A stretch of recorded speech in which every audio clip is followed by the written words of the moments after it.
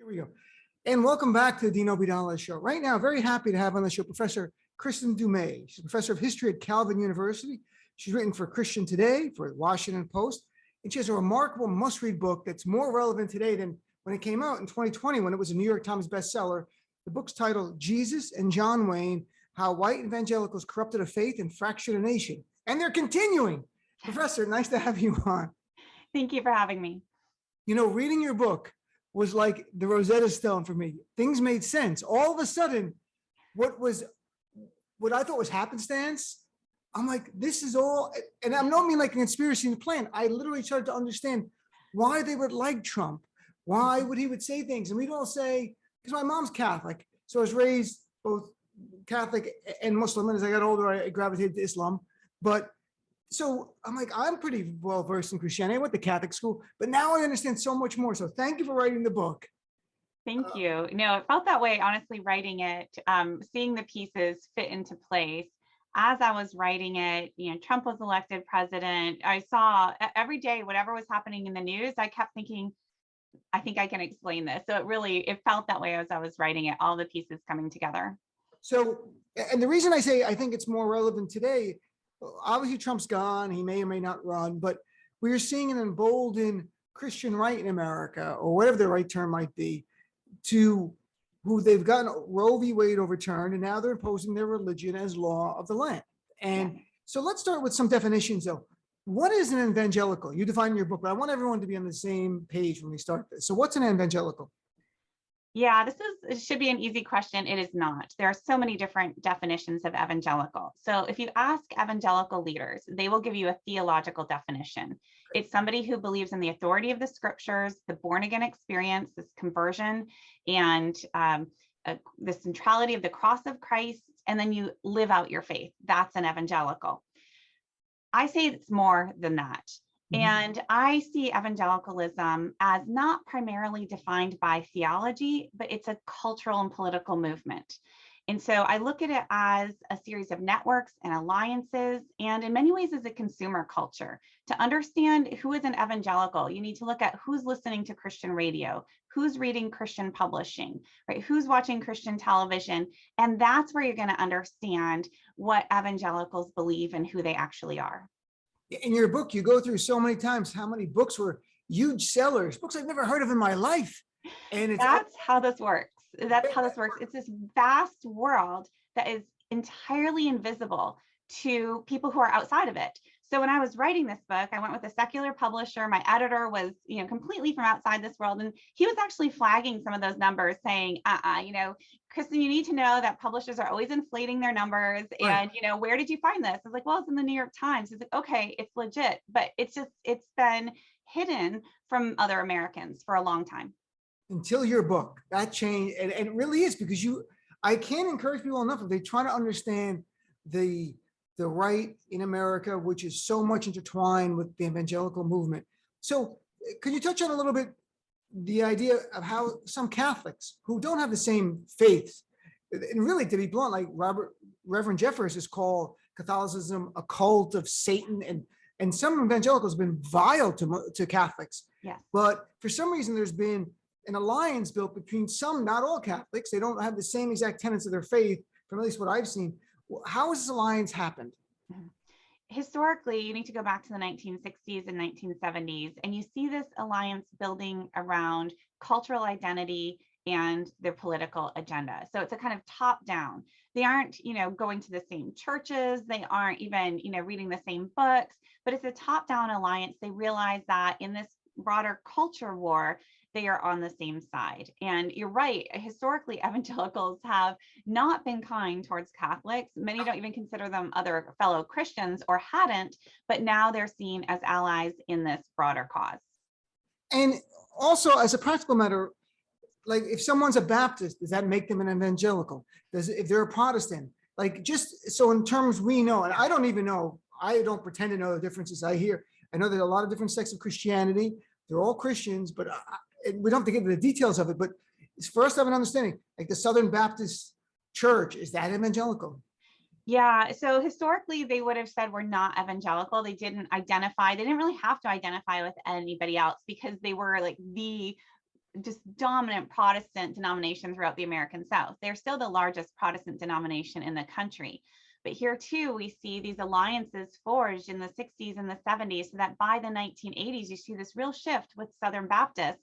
They no longer primarily identify as Southern Baptists. They start identifying as evangelical as part of this broader movement. So we're talking about the SBC, again, the largest Protestant denomination. We're talking about a lot of other denominations like the Assemblies of God, but we're also talking about mainline Protestants, which seems contradictory, but there are many people who attend Methodist churches or other mainline churches who are de facto evangelicals because they are immersed in this evangelical cultural world. And, a term that's come up more recently because of the overturning of Roe v. Wade is Christian nationalism. Can you tell us from your point of view as a professor, what is Christian nationalism? Very simply, I give a kind of layperson's definition in my book, which is Christian nationalism is the idea that America is a Christian nation and must be defended as such. So that defense is externally against any foreign enemies like, communism, which was anti-God and anti-family and anti-American, and against radical Islam, but very much also internally needs to be defended against enemies of real America. And so that's like the overarching, but then when you look beneath the surface, what does that mean? Mm-hmm. And when we look at, we're talking especially white Christian nationalism here, and there's a whole set of values that go along with that. So we're talking anti-immigrant, we're talking anti-science, pro-traditional values, anti-LGBTQ rights, anti-vaxxers, but you have this whole host of issues that are closely correlated with people's belief that America was founded as a Christian nation, that America needs to align its laws, its society, its culture, according to their understanding of God's law in order to secure God's blessing. I wrote years ago in 2012 presidential race, I remember writing for CNN how Mike Huckabee and Santorum were saying things like, you can't amend the Bible, but we can amend the Constitution to agree with the Bible. I'm like, what? Like, what are you talking about here? And then Right. Santorum going, if our law and the Bible doesn't comport, was a term he used, there will be, use a term almost like tribulations, like this weird term of unsettling.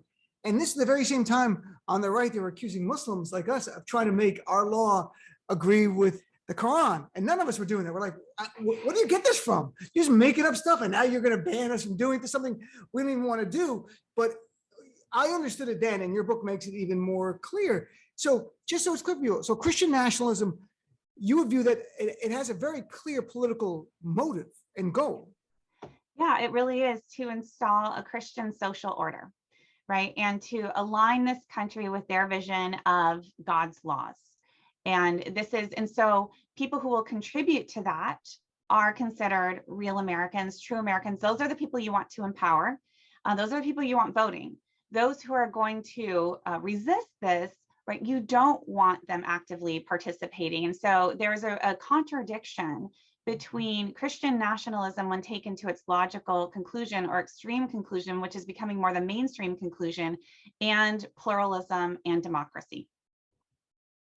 So is there any way to estimate with any kind of, I don't know, polling or in the things that you've seen of the current today, the white evangelicals, and how many do they, in general, is there an estimate, how many are there in this country? I know there's different varying degrees of religiosity, but within that, can you first estimate how many white evangelicals we are? Because it's a big difference between Black evangelicals and the white evangelical community.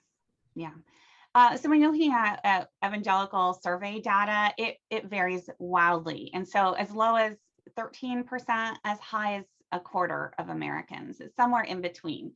And it's because the measures that we use are different measures. Some have a more strict theological or kind of church membership requirement.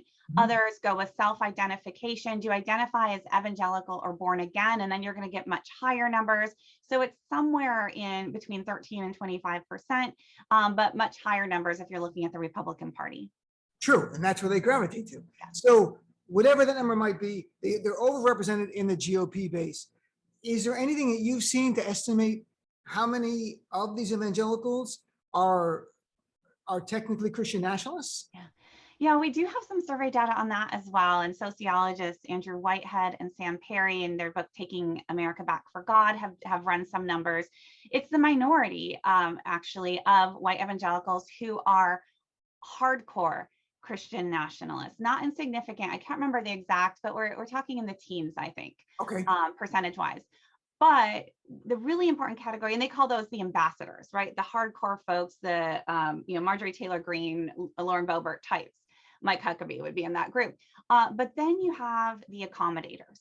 And that's a much larger swath. And that's where you're going to get more than 50% total, because the accommodators are people who, yes, America is a Christian nation. Yes, and they might not know all of the, might not ascribe to up front all of the conclusions of the Christian nationalist agenda. But when push comes to shove, right, those are their people. And that's where they're going to, in all likelihood, end up, siding or supporting that side. And so it's very hard to get precise figures. But as a cultural historian, I'm always interested and concerned about that kind of moderate group, that middle ground of, they're not the resistors. They're probably going to go along with their pastor, the people in their churches, with their people. True. And this is you're absolutely right. It's sociological. It's happened through movements in time where you have the real, they call them ambassadors, but the real passionate, loud people. And people in the middle, some are like, it's just not worth my fight.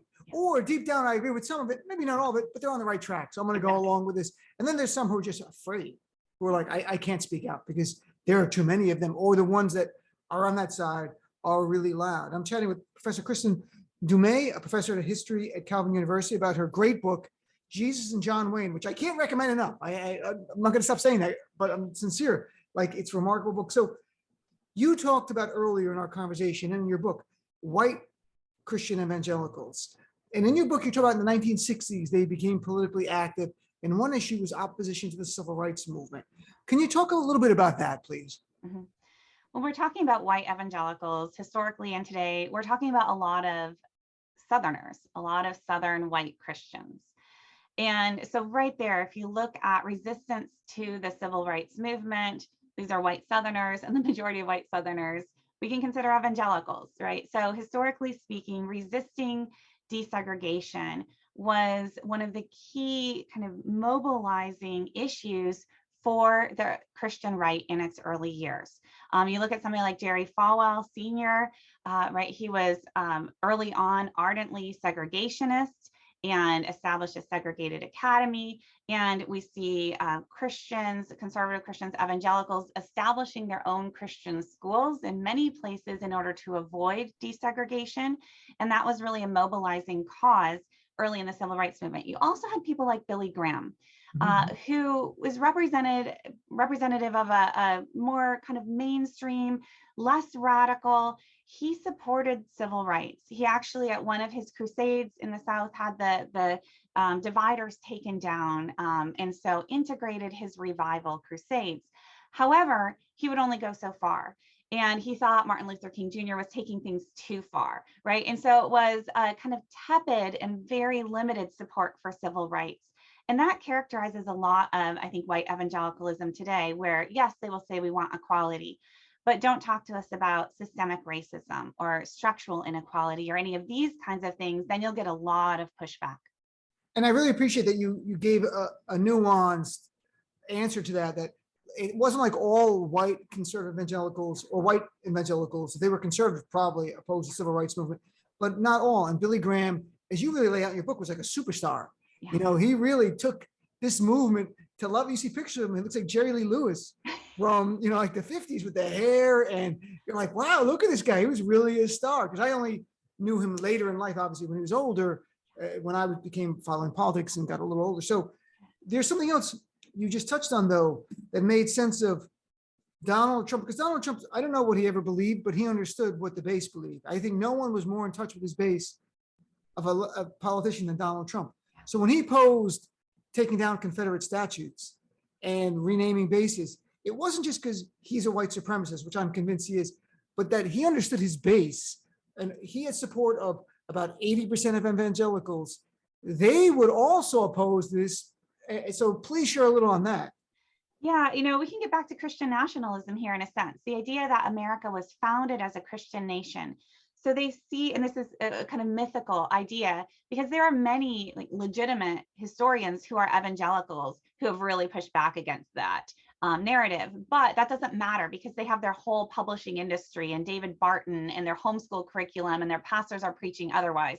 But if you believe that America was God's special country and that our founders were godly men, right? There's no room for America's original sin of racism. That totally messes with your narrative.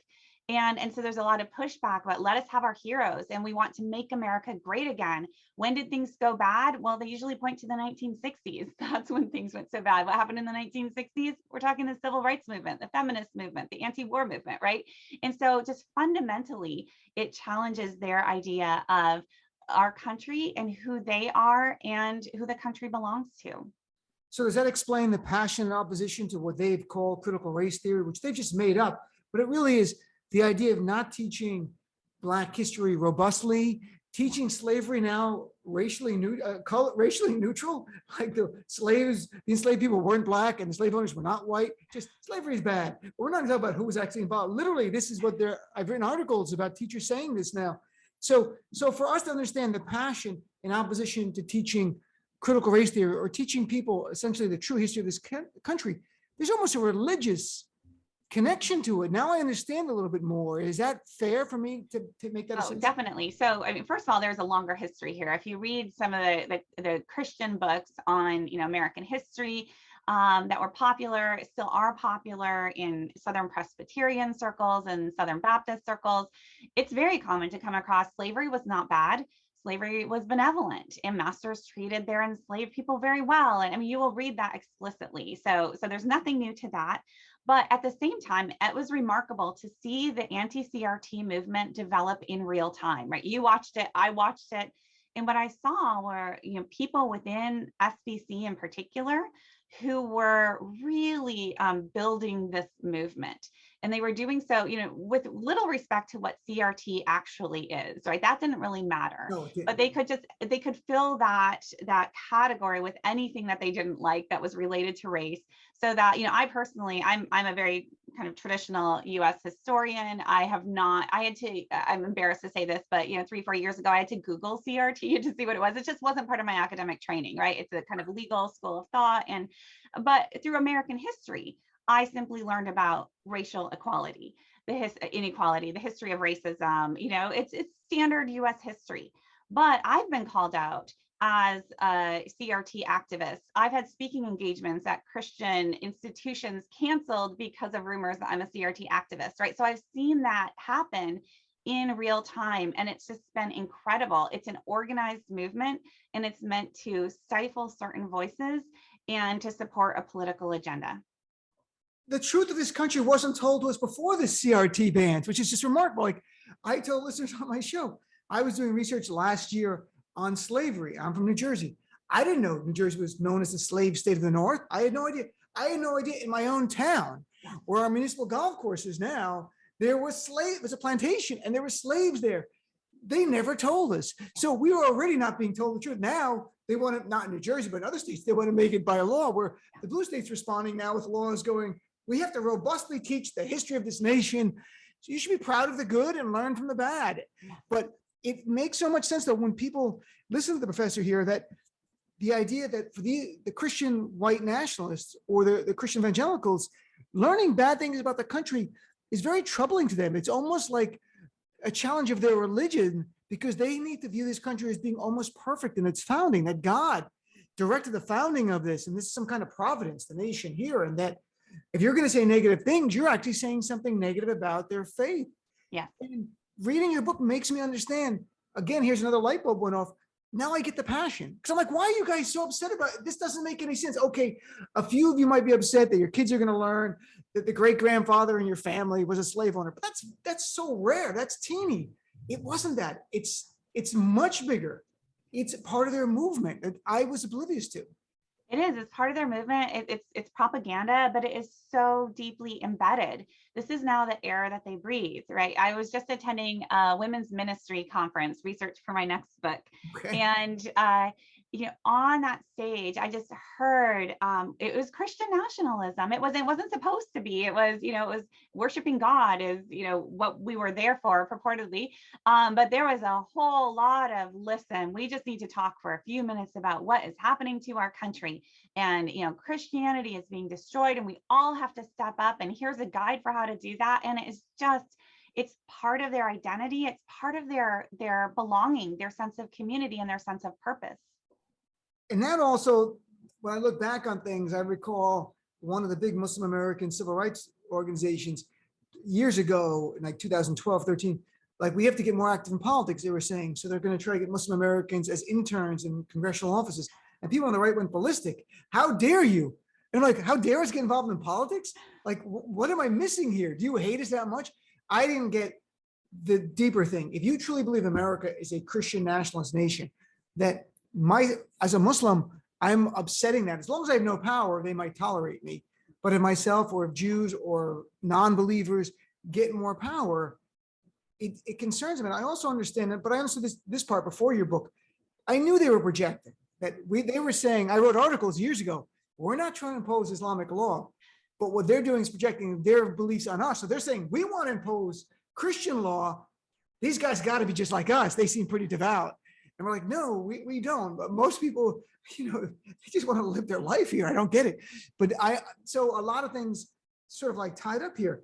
The big issue now is abortion. And in your book, you do a great job of detailing early in the movement after Roe v. Wade, this wasn't a big issue. In fact, there are evangelicals who were at least tolerant of women having reproductive freedom. Can you share a little on that? Yeah, first, it is important to realize that there's a longer history in Christianity, not just American Christianity, of being, what we would call pro-life, or of certainly, pronatalism and also anti-abortion, and in some cases anti-birth control. So it's not that this didn't exist. So start with that. But if we look at the 1960s, right, just pre-Roe v. Wade, remarkable. There's this Christianity Today, kind of flagship magazine of evangelicalism. They have a special issue in 1968 on abortion, kind of, good or bad. What do we do with it? The answer is it's complicated. So there's theological discussions of ensoulment. When does ensoulment happen? Historically, we know that this, life begins at conception is a new concept that is only really possible with modern science. So, which doesn't mean it's invalid, but it means the way people have talked about it, have thought about it, and have thought about it religiously has changed over time. We see that the SBC came out on their platform as pro-choice in 1970, reaffirmed in 1972 and 1974, right? In between, we have Roe v. Wade. And that doesn't immediately flip a switch. It takes some evangelicals cheered Roe v. Wade. Some evangelicals were pro-life. Some were not. And there was space for the conversation. What happened over the course of the 70s, a couple of different things. We see the numbers of abortions increasing in the wake of Roe v. Wade, and that disturbed some Americans thinking, oh, is this what we meant? But you also see a backlash against the feminist movement, right? And so we have to understand, seeing how abortion moved to the center of evangelical politics, that was strategy. Political strategists saw what was happening and said, they were trying out different issues. Sex education and segregationism, that was kind of out of favor. What can we really use to mobilize this whole group of potential voters? And that's when they landed on abortion. And it worked so incredibly well because it did tap into this longer tradition. It was more palatable morally than racism in their circles. And it connected to this kind of cultural backlash of reasserting traditional gender roles. So it's complicated. So it's interesting that abortion became a strategic decision as a rallying cry for political activism. Yeah. But let's suppose this, and on some level, if you believe you're saving a life, it's a noble cause. Absolutely. I'm saving a life. These are the unborn. These are children. You're slaughtering children. So what more of a noble cause is there than saving the life of a child? And so if you believe that, and I can clearly see if you believe that, why would motivate people to go in the streets, to go vote, to get active? When you mention life begins at conception, in your view, is that an article of faith or is that a scientific statement? Yeah, I think so. I'm not a scientist, so I'm going to get dragged for saying that, I'm sure. But you could say that life begins at that moment, I suppose. But then there's human life, right? This is the theological concept of ensoulment, right? When is the kind of breath of God breathed into you that you become a spiritual, not just physical entity? Or when does that, or you always were, but then this ensoulment, right? Your soul is kind of placed into your body. That does, it is a religious question. Many Jews are going to draw, reading the Hebrew Bible would say it is at the first breath, and you can read the scriptures in a way that makes a lot of sense. And Christian theologians have debated that as well.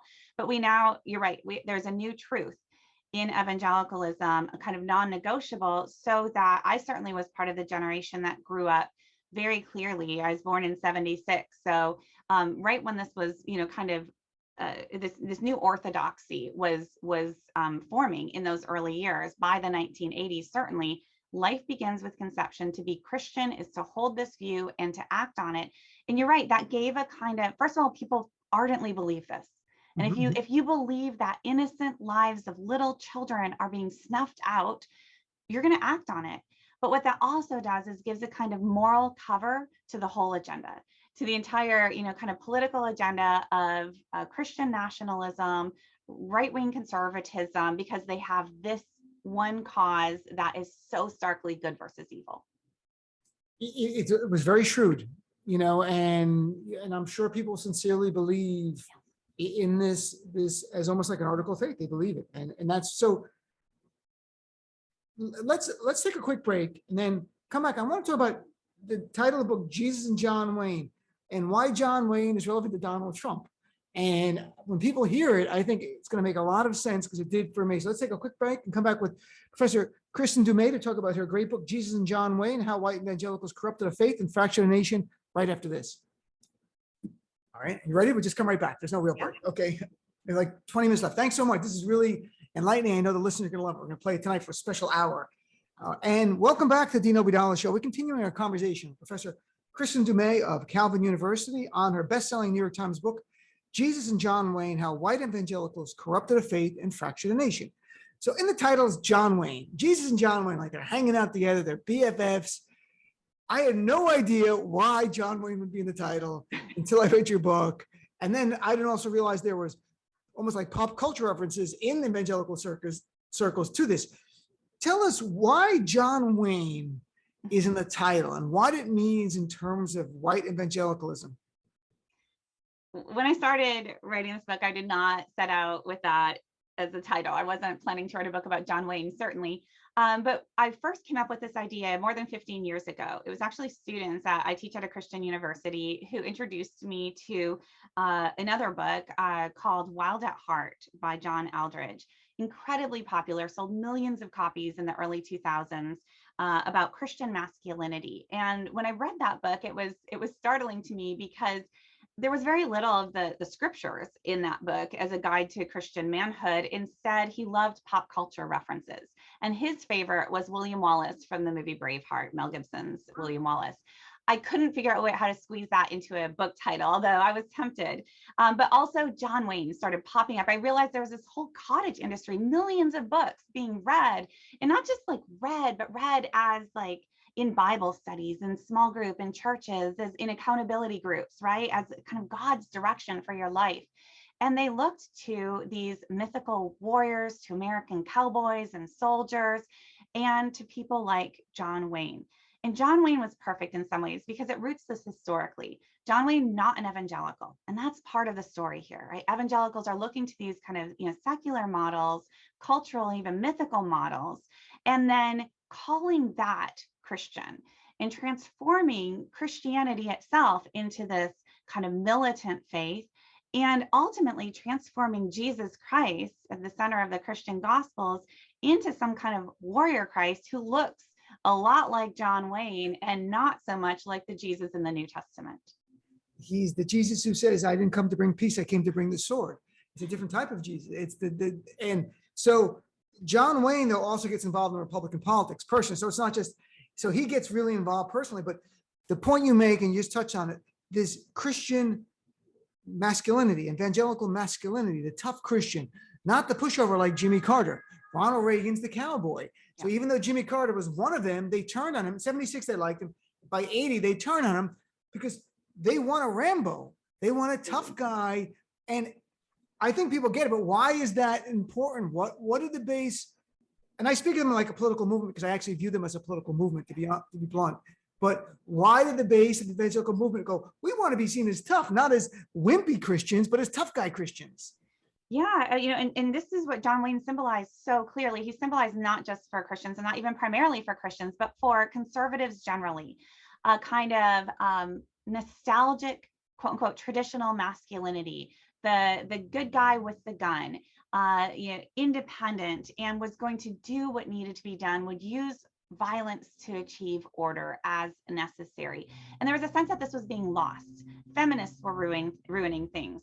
The counterculture, look at those people. And that was seen as a threat to the American family. It was seen as a threat to the American nation. Things were not going well in Vietnam. There was a crisis of American masculinity, right?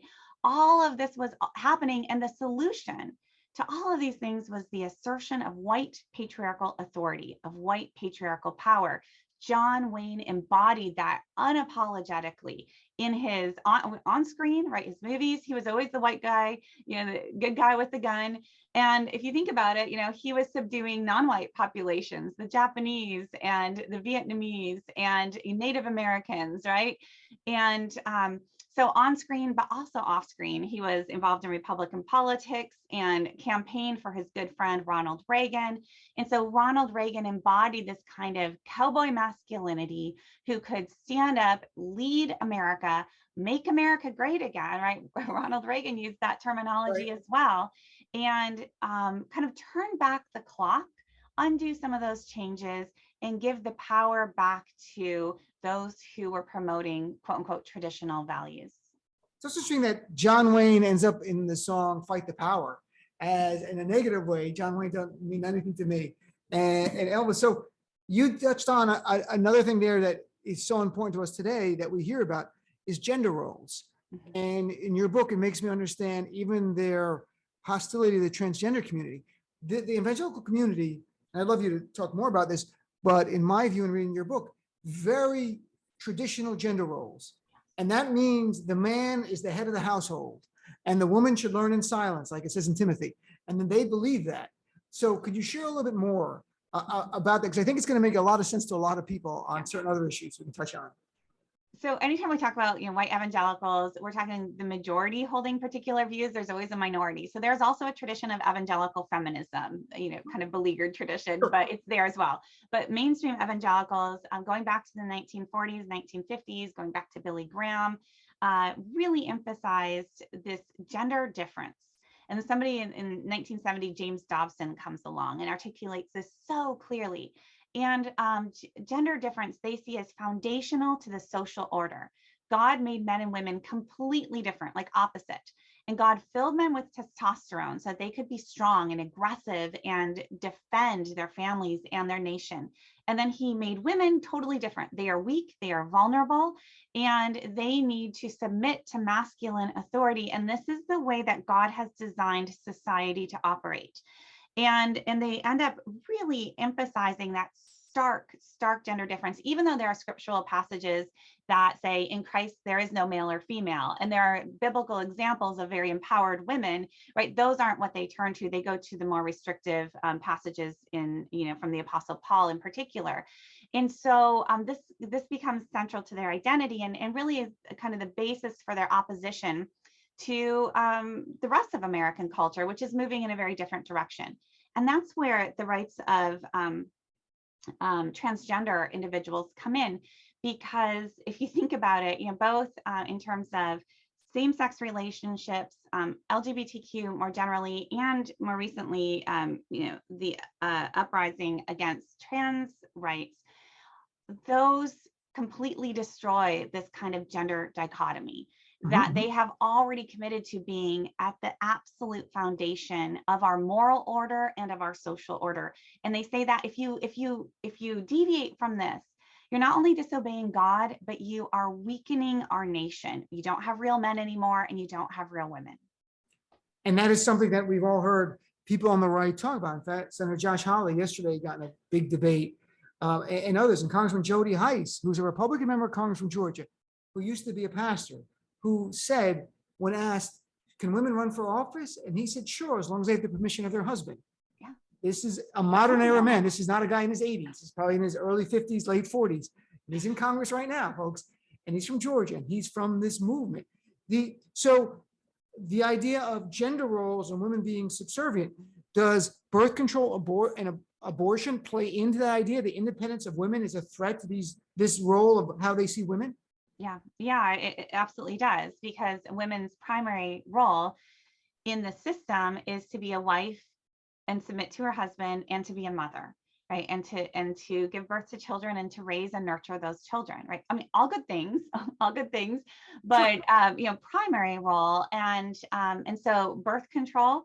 Now, many evangelicals use birth control or approve of birth control, but there is a kind of fringe element that says that no, that, following kind of the Catholic model, that interferes with God's design for women and for men, and they should always be open to children. That is the minority view at this point, but it's worth mentioning, because what is fringe has a tendency these days to kind of move into the mainstream with remarkable speed. But certainly with abortion too, again, that severs this kind of connection between a woman's body and her kind of God-ordained role, as well as this moral conviction that it is killing a child. So when we hear Republicans now, Senator Marsha Blackburn and Senator John Cornyn a little bit, Senator from Indiana, saying that we should overturn Griswold versus Connecticut, taking away the guaranteed right to birth control, and that we should look at the case on marriage equality, like Justice Thomas wrote about. Yeah. And we should look at, in those cases, we should take that seriously. We should. Because this is a part of their faith that they are articulating and they're committed to with passion. It's not just like red meat for their base, which I used to think years ago about a lot of this stuff. Now I understand it much more. It's a much more sincerely, passionately held belief. And they are fighting in their mind a very noble battle, and good versus evil. It's that stark. And so they're not going to stop. Like, their beliefs are not going to change, just their tactics. Yes, there's a lot of very genuine belief, conviction here. And there's also a lot of political calculation, right? That, you mentioned a little bit ago about plan for Muslims to organize and to think about mobilization in a certain sense, legislative and so on. Conservative evangelicals have been doing this for generations, like literally for generations. They have organizations all across the country to train children in how politics works and to train them in the art of debate. And they have pipelines through homeschool networks and Patrick Henry College, and installing these people, young people in the halls of power.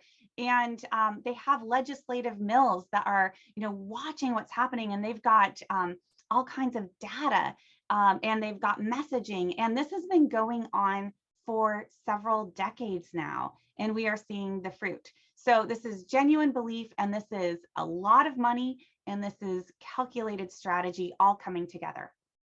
So let's get to Donald Trump, and a guy who on the left, and I'm a Democrat and progressive, and listeners to my show primarily are Democrats, we would talk, how could 80% of evangelicals like this guy?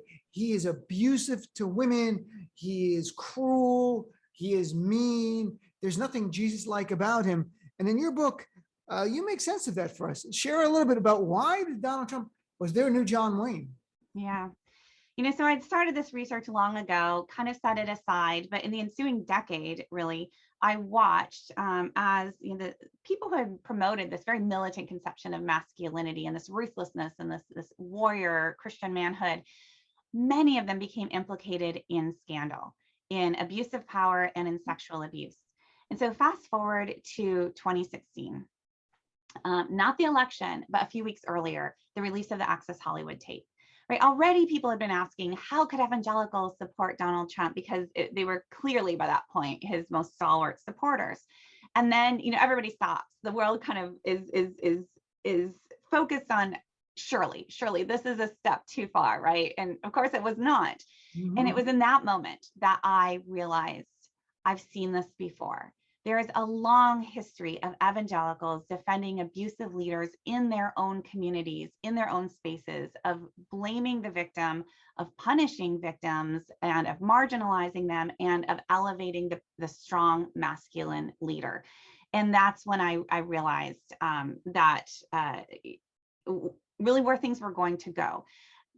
Donald Trump was, in their words, their ultimate fighting champion, and he was the best leader for their cause, precisely because he was not constrained by traditional Christian virtue, right? He was not gentle, he was not honest, he was not kind or compassionate or any of these things, which is why God had appointed him to use that ruthlessness to protect Christianity. His words, he promised to protect Christianity, and he was going to do so better than any of their own could possibly do because he was so ruthless.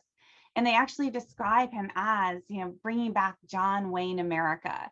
Again, this kind of nostalgic view of putting us back in power, using violence as necessary to restore order. So when we were all like, how could they like the guy? He had 3 wives. He cheated on his wife. He's cruel. He's mean. He mocked a disabled person. All these things that our understanding of Christianity would be inconsistent with. They didn't care about that. They saw it as a good relationship for them, almost transactional. This guy's going to deliver what we want on judges to overturn Roe v. Wade, on fighting for Christians, for keeping Muslim refugees out of the country. They love that. Yes. As you note in your book, you're like, why would Christians be opposed to refugees? Isn't Jesus about helping people in need? That's my idea. Have you not read Matthew? But that's not what they're about. To me, it is truly a political movement. You use the word transactional. It was very much transactional, but it was more than transactional, because they were not holding their noses. Most of them were not holding their noses, right? The sense of how could they betray their values to vote for a man like Donald Trump? I'm arguing that this is not a betrayal that we're looking at.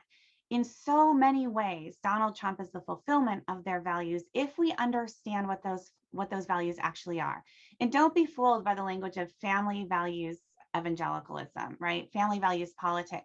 Because if you go back historically, you can see that what's at the heart of family values is the assertion of white patriarchal authority. And as soon as you put that at the center, then a lot of things start to make a lot more sense. And this isn't a betrayal that we're looking at.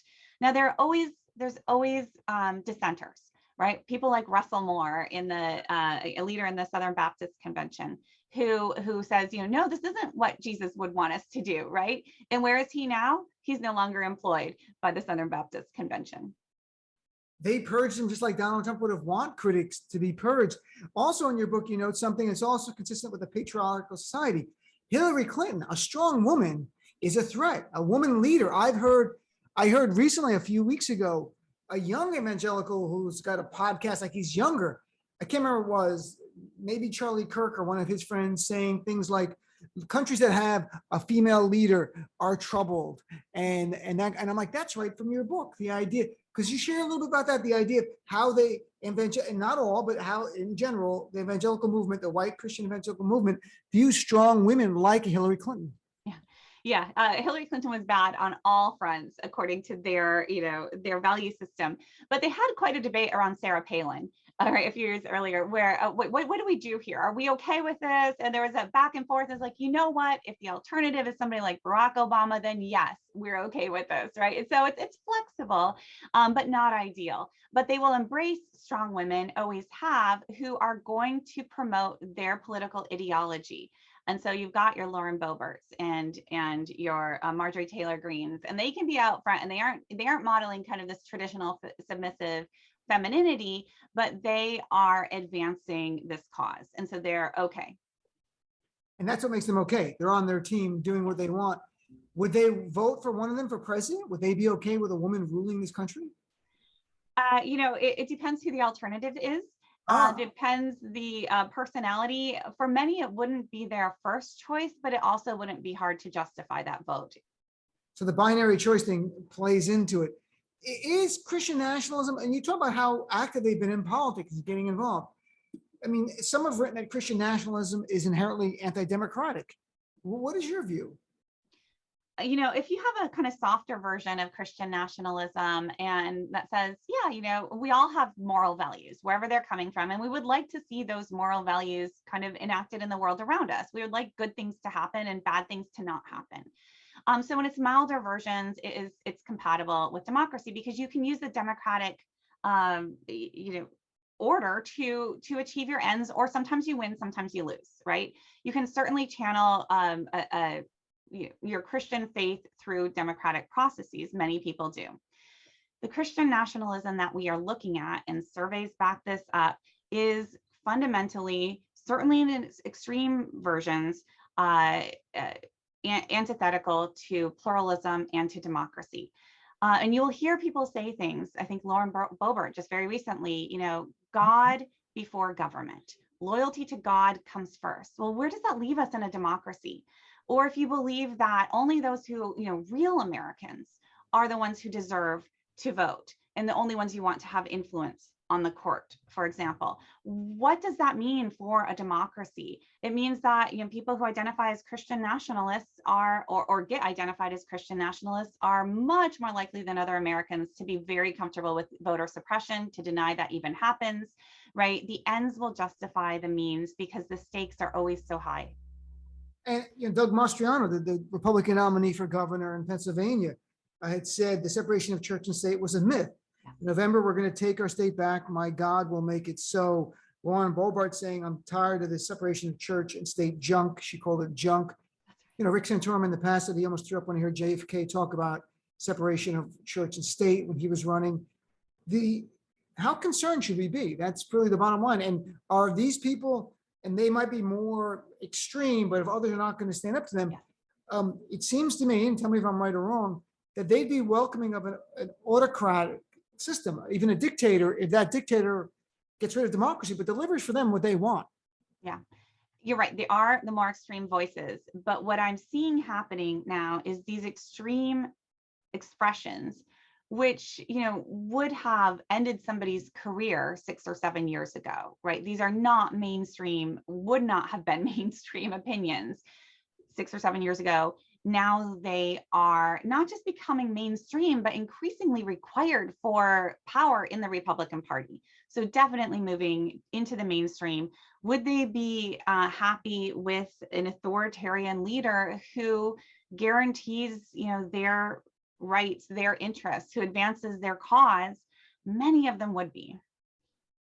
And that's deeply troubling.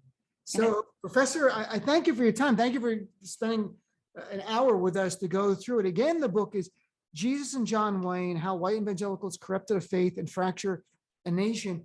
And I really recommend it for people. It'll help people make sense of, it's not just about Trump, it's really about where we are politically right now. And I think it's more relevant today because we see Doug Mastriano, Boebert, Marjorie Taylor Greene. The energy of the GOP is in that direction. It's not in the Kevin McCarthy direction. So, Professor, thanks so much for your time. I really appreciate it. Thank you. This is great. Have a great day.